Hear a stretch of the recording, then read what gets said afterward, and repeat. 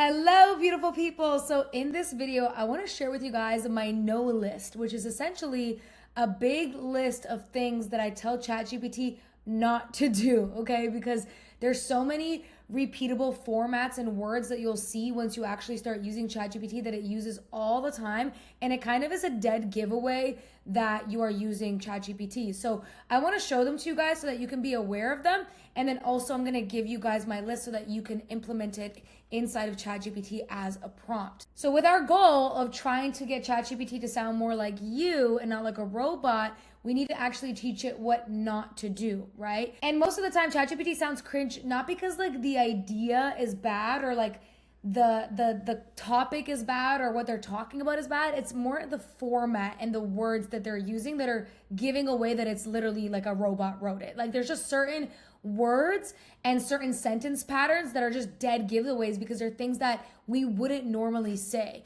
And once you start paying attention to these things, you'll see them literally everywhere. Like you're gonna watch content, you're like, oh yeah, that was ChatGPT because you're gonna recognize it, and you really recognize it when you start using chat a lot. It's kind of like a thing, like once you notice it, you can't unsee it. Like you just can't unsee it now. You can't unsee how unnatural it sounds, right? So I literally keep a updated list, a do not use list or a no list that I send to ChatGPT periodically every few weeks, or when I see that chat's just not listening, like I'll be like, hey bestie, I need you to stop doing this forever. I need you to stop talking like this forever, okay?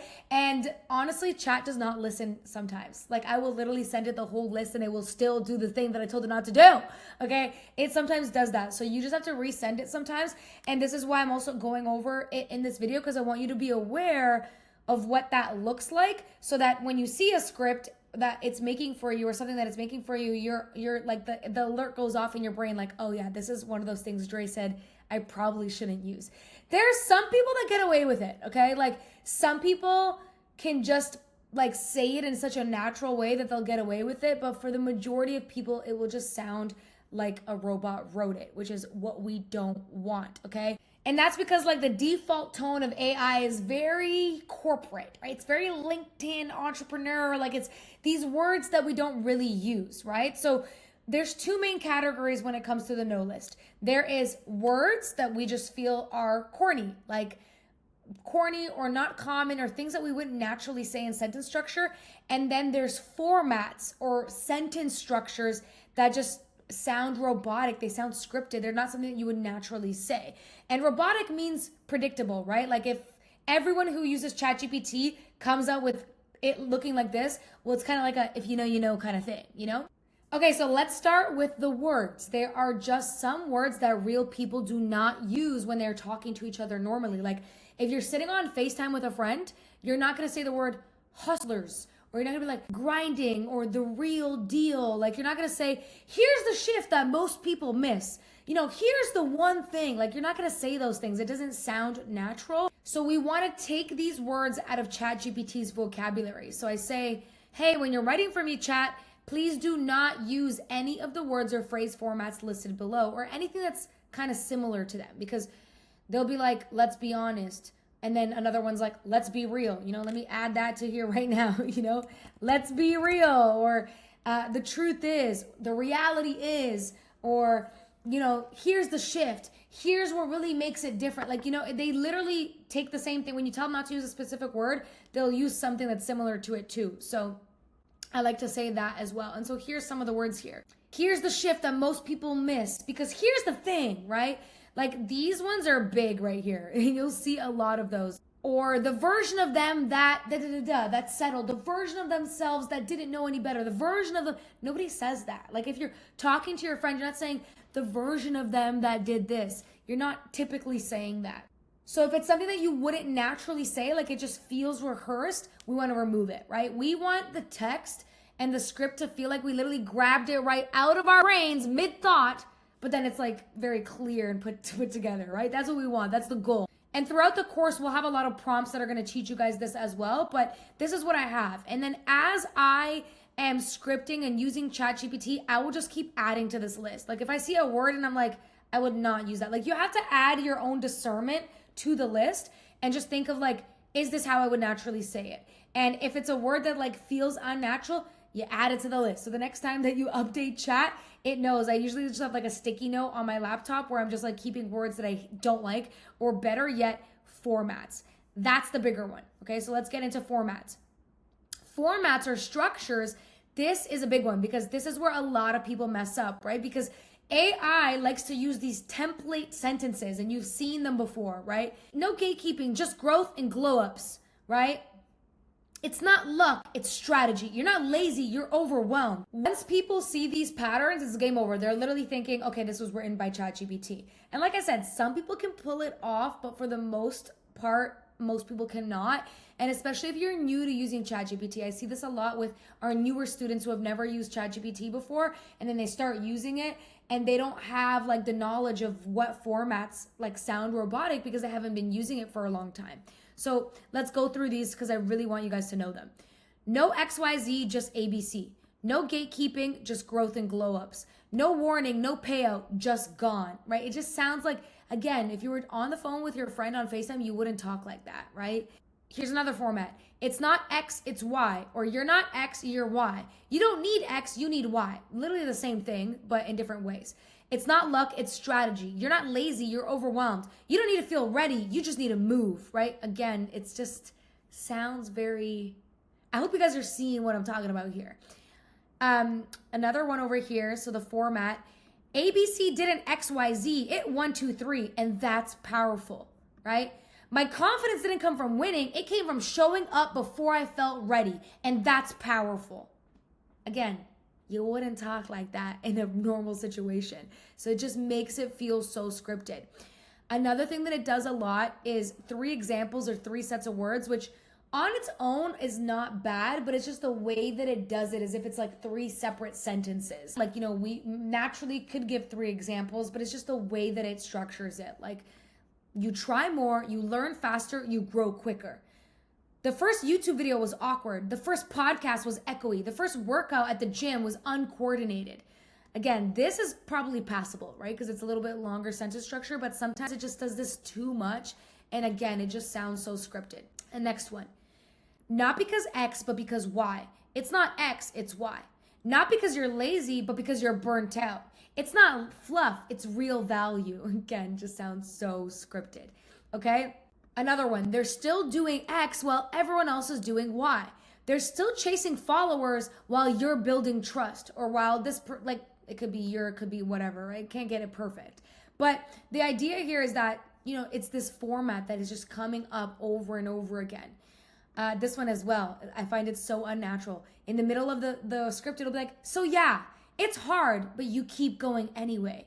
You know, it's just like, again, we don't really talk like that naturally. And I've been guilty of using these. If you scroll back to my previous videos, I've definitely been guilty of using them. But the more I use ChatGPT, the more I'm training it to not sound robotic and to sound like a normal human, right? Last one I have on this list here is, and X isn't proof that you're Y, it's proof that you're Z. Posting daily isn't proof that you're consistent, it's proof that you're busy, right? Again, just a structure that it overuses so much, and as so many people use ChatGPT, you're gonna see this more and more again. And then I kind of give chat like some other things that it can do instead, right? It can use longer sentences. I actually put longer in bold because this is optional, right? Like some people don't like longer sentences, and short sentences work good too. I personally like longer sentences, but both of them work. That give you perspective shifts. So perspective shifts is very important. Don't make it corny or sound like ChatGPT wrote it. You know, I literally say this all the time, but you know, it doesn't listen, which is why we need these examples. And make it natural as if I'm talking to a friend on FaceTime. That's one of my favorite ones because I find that it just breaks down the language to sound more casual and more like a human would talk. I love to use this prompt. Not everybody, it's not gonna work for everybody, but these are the ones that I use. So somebody that wants to be more professional, maybe it's not gonna work for you, but I love that prompt. I use it all the time. I don't want it to sound like anything else on the internet. Say it in a way that it's never been said before, right? So this allows it to be creative without just like regurgitating these quotes online and these formats online, right? And actually sounding like something organic. So I will literally highlight this whole thing and send it to chat periodically, right? And then I have a second one that I included here that's optional as well. Let me make this orange so it matches the vibe. Okay, that's optional as well here. And this is just basically this, but written in a slightly different way. And sometimes it works better for chat. So you can just test out both and see what works for you. But it pretty much says like when scripting, follow these guidelines. And these are some other guidelines that I've used before that I like, you know, start with a strong hook that makes it so the audience can't look away. And then give me 3 options, right? Don't blab. Use simple language and everyday words that are easy to understand. Write in a casual way like you're talking to a friend on FaceTime. Maintain a natural tone. Write like people actually talk. It's okay to start sentences with and but. That's a big one that makes it sound more natural too, because like think about how many times we're talking to people and we're like, and da da da, but da da da. But in a script, we don't actually do that because it's not like perfect, right? But we want this imperfect tone because that's what makes it sound as natural as possible. Instead, use longer sentences, which is optional. You can say shorter as well. That honestly, they both work. That give perspective shifts. Don't make it corny or sound like ChatGPT wrote it. Pick common words over complex ones. Use technical terms only when needed. Write for an 8th grade reading level. So we want them to use very, very simple language because sometimes it uses these big words that again we wouldn't normally say, and that gives it away that it's not natural. It's not something that you naturally would say. Skip overused phrases and words like. Okay, so this is where I included a bunch of these from this list right here, right? So I just included a bunch of these and said, let's be honest, the truth is, da da da. I included these over here and anything similar, and then you could just keep adding to this right here, right? Connect ideas naturally without forced transitions so that it's smooth, right? Vary sentence structure and punctuation naturally, and never use these words. So these are like the key words that I don't like. Stuck. It always uses like, oh, you're gonna stay stuck. It's like, ugh. You know, it always uses that, and I've definitely used that. I think I literally used that this week. But, you know, we forget. But these words, like, I would like it to avoid using, right? And then those were the words that we saw over here. And then the formats, the formats and the structures that are all here, they're all here at the bottom. Don't use this text format or anything similar. And then I just listed all of them here. So what you can do is literally copy this, right? You can also copy the top one. And then when you're going to script with ChatGPT, I'm going to give you guys an example here. Write me a 1-minute script on women tapping into their feminine energy to make more money than they ever could in their masculine energy. And to be honest, I prefer to give way more information than this. Like I actually prefer to just give very detailed, which I'll talk about in another video. But just for the purpose of this example, we do that and then we can paste the prompt in there, right? When scripting, follow these guidelines. And let's see what it comes up with. Hopefully it's good. Hopefully it's good, honey. So yeah, I like to have 3 hook options. So I started making more money when I stopped trying to deserve it.